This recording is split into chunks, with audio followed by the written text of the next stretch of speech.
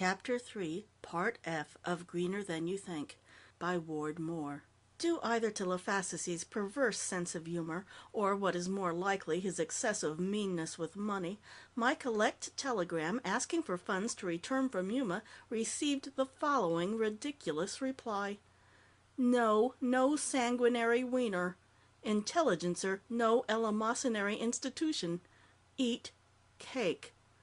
The meaning of the last two words escaped me, and it was possible they were added purely to make the requisite 10.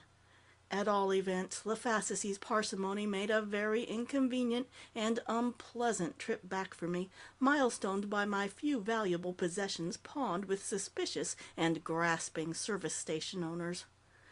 When I left, a map of the downtown district would have resembled the profile of a bowl. Now, it was a bottle, with only a narrow neck still clear. The weed had flung itself upon Pasadena and was curving back along Huntington Drive, while to the south the opposing pincer was feeling its way along Soto Street into Boyle Heights. It was only with the greatest difficulty that I passed through the police lines into the doomed district. If I had thought deserted Beverly Boulevard a sad sight only 3 days before, what can I say about my impression of the city's nerve center in its last hours?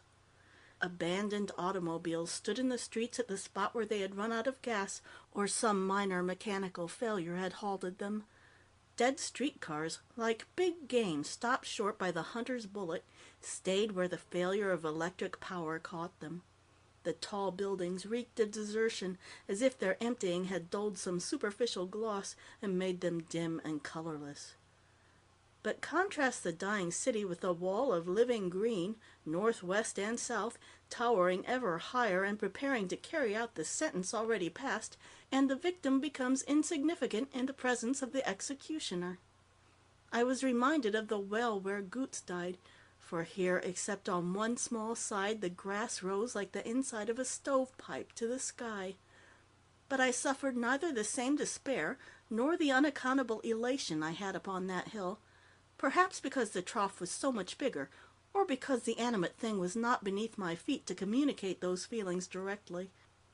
There had evidently been some looting, not so much from greed as from the natural impulse of human nature to steal and act lawlessly as soon as police vigilance is relaxed.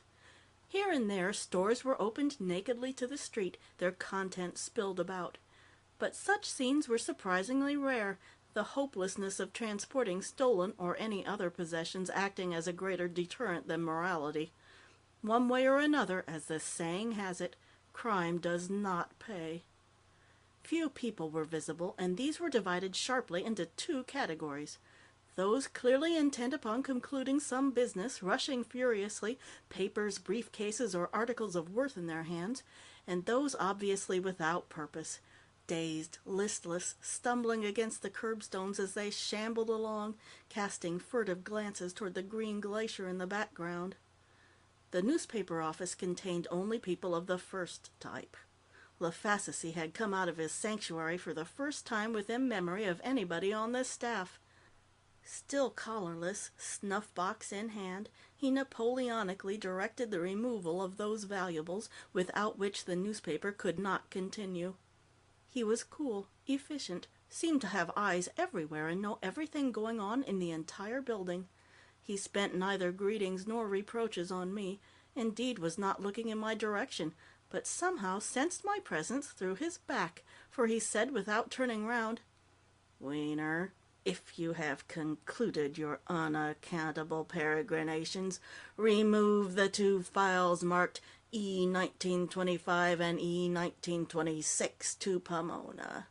If you mislay 1 scrap of paper they contain, the bartering of 1,000 Wieners being an inadequate equivalent, your miserable substance will be attached to 4 tractors headed in divergent directions. Don't come back here, but attempt for once to palliate the offense of your birth and go interview that Francis female. Interview her, not yourself. Bring back a story, complete and terse, or commit the first sensible act of your life with any weapon you choose and charge the instrument to the Intelligencer." I haven't the slightest idea where Miss Francis is to be found." He took a pinch of snuff, issued orders to 4 or 5 other people, and continued calmly, "I am not conducting a school of journalism. If I were, I should have a special dunce cap imported solely for your use. The lowest copy boy knows better than to utter such an inanity. You will find the Francis and interview her. I'm busy. Get the hell out of here and handle those files carefully if you value that cadaver you probably think of as the repository of your soul." I am not a drayman, and I resented the menial duty of sliding those heavy file cases down 4 flights of stairs. But at a time like this, I thought philosophically, a man has duties he cannot shirk. Besides, LaFassisie was old. I could afford to humor him, even if it meant demeaning myself. With one of the cases in back, I sadly regarded the other one occupying most of the front seat. If she had at least given me her name, I would have searched and searched until I found her. This train of thought reminded me of LaFassisie's command to find Miss Francis, and so I concentrated my attention on getting away from the Intelligencer office. It was no light labor. The stalled streetcars and automobiles presented grave hazards to the unwary. The air smelled of death, and nervously I pressed the accelerator to get away quickly from this tomb. I crossed the dry riverbed and made my way slowly to Pomona, delivered the files, and reluctantly began seeking Miss Francis. It was practically impossible to discover any one person among so many scattered and disorganized people, but chance aided my native intelligence and perseverance. Only a day before, she had been involved with an indignant group of the homeless who attributed their misfortunes to her, and, overcoming their natural American chivalry toward the weaker sex, had tried to revenge themselves. I was therefore able to locate her, not 10 miles from the temporary headquarters of the Daily Intelligencer. Her laboratory was an abandoned chicken house, which must have reminded her constantly of her lost kitchen. She looked almost jaunty as she greeted me, a cobweb from the roof of the decaying shed caught in her hair. "I have no profitable secrets to market, Weener. You're wasting your time with me." "I'm not here as a salesman, Miss Francis," I said. "The Daily Intelligencer would like to tell its readers how you are getting on with your search for some cure for the grass." "You talk as if Synodon dactylon were a disease. There is no cure for life but death."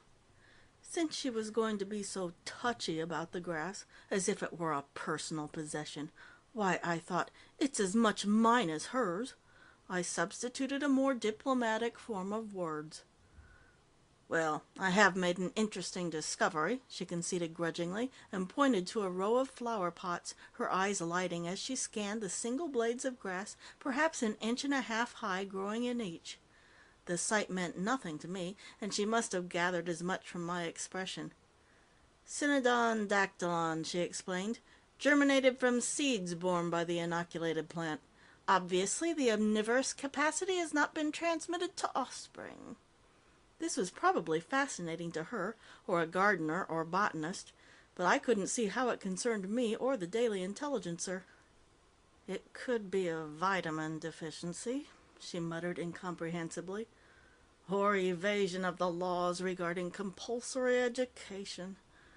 These plants indicate the affected grass may propagate its abnormal condition only through the extension of the already changed stolons or rhizomes.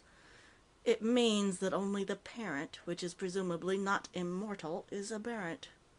The offspring is no different from the weed householders have been cursing ever since the mission fathers enslaved the Digger Indians." "Why, then," I exclaimed, suddenly enlightened, "all we have to do is wait until the grass dies." "Or until it meets some insuperable object," supplemented Miss Francis. My faith in insuperable objects had been somewhat shaken. "How long do you think it will be before the grass dies?" I asked her. She regarded me gravely, as though I had been a child asking an absurd question. "Possibly 1,000 years." My enthusiasm was dampened. But after leaving her, I remembered how certain types of people always look for the dark side of things. It costs no more to be an optimist than a pessimist. It is sunshine grows flowers, not clouds. And if Miss Francis chose to think the grass might live 1,000 years, I was equally free to think it might die next week. Thus heartened by this bit of homely philosophy, just as valid as any of the stuff entombed in wordy books, I wrote up my interview, careful to guide myself by all the stifling strictures and adjurations impressed upon me by the tyrannically narrow-minded editor. If I may anticipate the order of events, it appeared next day in almost recognizable form under the heading, "Abnormal Grass to Die Soon, Says Originator." End of Chapter 3, Part F.